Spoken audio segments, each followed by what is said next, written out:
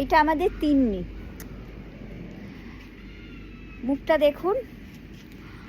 প্রায় 1 মাস আগে ওকে আমি এনেছিলাম, তখনও আরেকটু ছোট ছিল। ওর মুখের ওপর দিয়ে গাড়ি চলে গেছিল রাস্তায় যখন শুয়েছিল, তাই ওর চোয়ালটা ভেঙে গেছিল।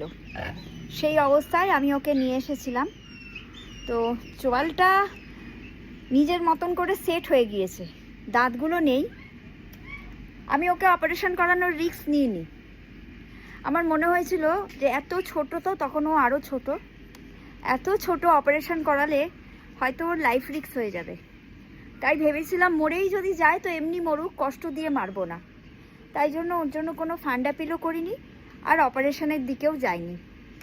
আমার সোনাটা নিজে নিজেই ঠিক হয়ে গেছে। দাঁত নেই ঠিক আছে, চোয়ালটাও ঠিক মতো সেট হয়নি, ট্যাড়া ব্যাকা রয়েছে। বাবা আর পারি না তোদেরকে নিয়ে।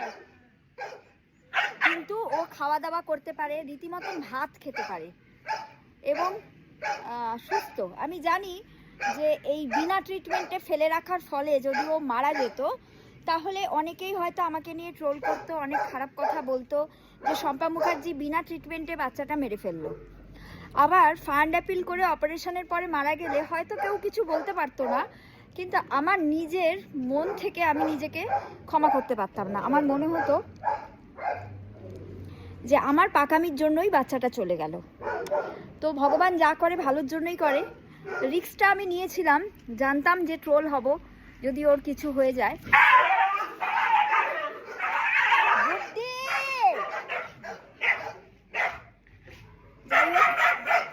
আমার তিন্নি এখন সুস্থ, আমার তিন্নি সুস্থ।